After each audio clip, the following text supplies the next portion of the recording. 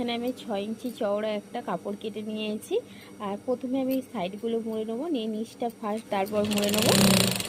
তোমরা এটা হাতেও করে নিতে পারবে বন্ধুরা। দুটো সাইড কিন্তু আমি মুড়ে নিলাম, নিয়ে আর এরকম প্লিট ফেলে দেবো।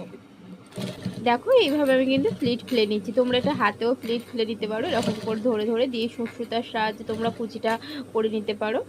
প্রথমে একটা 1.5 ইঞ্চি লম্বা কাপড় নিয়ে নেবে, নিয়ে এর উপরে কিছুটা বাঁধার জন্য কাপড়টাকে রেখে তারপরে এরকম একটা সেলাই দিয়ে দেবে লম্বা যতদূর আছে। ঠিকও কিন্তু ঠিক ততটাই কাপড় রেখে দিলাম বাঁধার জন্য। দিয়ে এবারে জিনিসটাকে এইভাবে মুড়ে দেবো।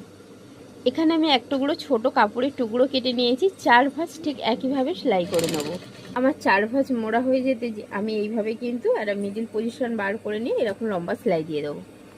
এখানে আমি 1 ভাঁজ দেবো, দিয়ে আর 1 ভাঁজ দেবো, দিয়ে ঠিক এইভাবে ভাঁজ ফেলে আরও আর একবার সেলাই করে নেবো লম্বা। যেহেতু জামাটা আমি গলায় বাঁধবো, তাই এখান থেকে আমি একটুখানি সেলাই আগে করে নেব, একদম উপরের পজিশানে এখান থেকে একটুখানি সেলাই করে নেব। এটা হচ্ছে গোপুসোনা, যেটা গলা থেকে উঠবে, বাঁধা যাবে। আরও একটু সুন্দর করার জন্যে, সুন্দরের জন্য আমি কিন্তু এরকম লেস ইউজ করে নিচ্ছি। লেসটাকে বসিয়ে নেব।